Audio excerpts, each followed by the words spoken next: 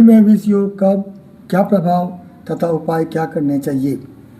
कुंडली में शनि तथा चंद्रमा की युक्ति या दृष्टि संबंध होने पर विष योग बनता है।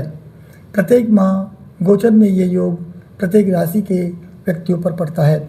जिस राशि में शनि बैठा है उसी राशि में चंद्रमा के आने से या शनि से तीसरे, सातवें, 10वें भाव पर चंद्रमा हो तब यह योग बनता है। ऐसे योग में जब शुभ कार्य होते हैं तब वह कार्य रुक जाते हैं या अचानक बिगड़ जाते हैं। इससे व्यक्ति को घोर समस्या का सामना करना पड़ता है। व्यक्ति दरिद्र, अभावग्रस्त, रोग तथा बीमारी, कर्ज, मानसिक समस्या, अशांति तथा माता के स्वास्थ्य की समस्या पर भी प्रभाव पड़ता है। मेष, कर्क, मकर, तुला राशि में कम कष्ट मिलते हैं। कुंडली में यदि शनि के साथ चंद्रमा होता है तो साढ़े साथी में भी अधिक प्रभाव देखने को मिलता है। वृष, तुला, मकर, कुंभ, धनु, मीन लगन में यह शुभ फल प्रदान करता है। बलवान शनि शुभ फल तथा निर्बल शनि अशुभ फल प्रदान करता है। 36 वर्ष की आयु में यह विशेष प्रभाव देता है। शनि की दशा 19 वर्ष की होती है। यदि शनि अशुभ है तो लंबे समय तक कष्ट मिलता है। एक राशि में गोचर में यह लगभग 2.5 वर्ष तक का समय लगाता है। इस युक्ति के कारण व्यक्ति पिछले जन्म में किसी को दिए गए कष्ट का बदला लेने के लिए इस जन्म में आता है। इस योग का दूषित फल चंद्रमा व शनि की दशा में अधिक मिलता है। प्रथम भाव में यदि विष योग है तो माता बीमार रहती है, सिर में दर्द रहता है, व्यक्ति दीर्घायु प्रवृत्ति का होता है तथा संकालु प्रवृत्ति का भी होता है। दाम्पत्य जीवन सुखी नहीं रहता, विवाह देरी से होता है, नौकरी में प्रमोशन में देरी होती है, जीवन में कठिनाइयाँ प्राप्त करता है। दूसरे भाव में यदि विष योग है तो घर का मुखिया बीमार रहेगा, पैतृक संपत्ति मिलने में बाधा आती है, वाणी खराब रहती है, धन के लिए कठिन परिश्रम करना पड़ता है, कान, गले तथा दांत संबंधी बीमारी की संभावना रहती है। तृतीय भाव में यदि विष योग बनता है तो शिक्षा पूरी नहीं होती, नौकरी से धन कमाना, भाई बहन के साथ संबंध अच्छे नहीं रहते, नौकर भी विश्वासघात कर सकते हैं, स्वास्थ्य तथा बीमारी की संभावना रह सकती है।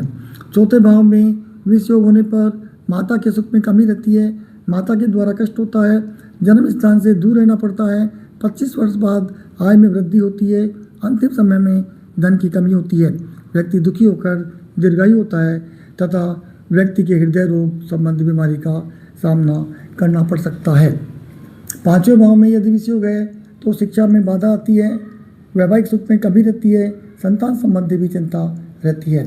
छठे भाव में विष योग है तो व्यक्ति रोगी लंबे समय तक रहता है, घर में चोरी तथा कलह की संभावना रहती है, व्यवसाय में हानि प्राप्त होती है। सातवें भाव में यदि विष योग है तो पहली शादी होकर टूट जाती है या विवाह देर से होता है, संतान प्राप्ति में बाधा होती है, वैवाहिक सुख नहीं मिलता, साझेदारी में भी व्यवसाय में घाटा ही होता है। आठवें भाव में यदि विष योग बनता है तो व्यक्ति को शारीरिक कष्ट गुप्त रोग द्वारा होते हैं, पैरों में चोट लग सकती है, जीवन में विशेष सफलता प्राप्त नहीं होती। नवें भाव में विष योग बनता है तो भाग्य में रुकावट आने की संभावना रहती है, कार्य देरी से होते हैं, यात्रा में हानि हो सकती है, धार्मिक कार्यों में मन नहीं लगेगा, कमर तथा पैरों की तकलीफ रहेगी। 10वें भाव में यदि विष योग है तो पिता से संबंध खराब रह सकते हैं, नौकरी व व्यवसाय में नुकसान होता है, पैतृक संपत्ति मिलने में कठिनाई होती है, वैवाहिक जीवन सुखी नहीं रहता, आर्थिक स्थिति खराब होती है। 11वें भाव में विष योग होता है तो खराब दोस्तों का साथ मिलता है, कार्यों में लाभ नहीं होता, संतान सुख नहीं मिलता, बलवान शनि है तो जीवन सुखमय होता है। 12वें भाव में विष योग बनता है तो निराश जीवन रहता है, जीवन में व्यसन करने की आदत पड़ जाती है, बीमारियां जीवन में रहती है, संघर्षपूर्वक जीवन रहता है। विष योग से छुटकारा पाने के लिए ये उपाय करना जरूरी है। शिव जी भगवान शनिदेव के गुरु होते हैं तथा चंद्रमा को अपने सिर पर धारण करते हैं। विष योग को दूर करने के लिए भगवान शिव की आराधना, पूजा पाठ करना आवश्यक है। शिव जी के जल चढ़ाना चाहिए, काले तिल व सरसों तेल मिलाकर शिवलिंग का जलाभिषेक करना चाहिए। ओम नमः शिवाय मंत्र का उच्चारण भी कर सकते हैं। महामृत्युंजय मंत्र का भी जाप कर सकते हैं तथा शनिवार को शनिदेव का तेलाभिषेक के बाद गरीबों को तथा अनाथ व्यक्तियों को उड़द की दाल तथा चावल की खिचड़ी बनाकर दान में देनी चाहिए।